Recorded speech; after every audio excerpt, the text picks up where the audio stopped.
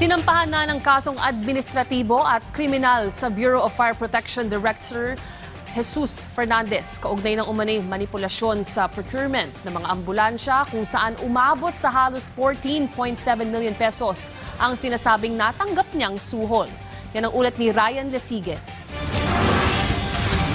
It's unbelievable. Hayop ang kapal na mukha nitong taon to. Hindi ako galit. Hindi nakapagpigil sa galit si DILG Secretary John Vic Rimulya dahil sa nakakalulang korupsyon sa loob ng Bureau of Fire Protection na kinasasangkutan mismo ng direktor ng ahensya na si Jesus Fernandez.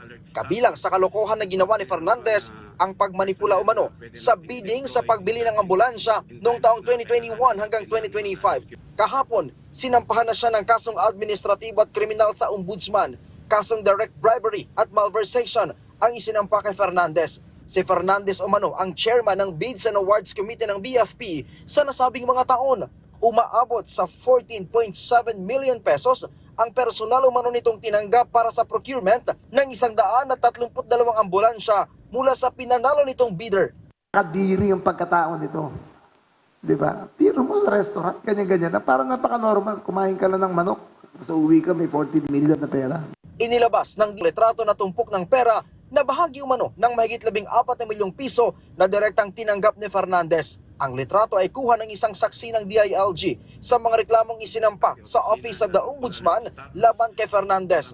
Kasama umano ang saksi ng ibigay ang suhol kay Fernandez sa dalawang magkahiwalay na petsa noong 2025. Kapalit ng pagpabor sa supplier ng 132 ambulance units. Bukod kay Fernandez, sinampahan din ng reklamo si Rosa Verna Sanga ng AutoZone Prime Distributors Incorporated na supplier ng ambulansya. Dahil sa kinakaharap na eskandalo, hiniling na ng DILG sa Malacanang na sibakin sa pwesto si Fernandez habang gumugulong ang kaso. Sa ngayon, may dalawang pangalan na daw na pinagpipilian ng DILG na ipapalit kay Fernandez na hanggang sa ngayon ay nakaupo pa bilang hepe ng BFP.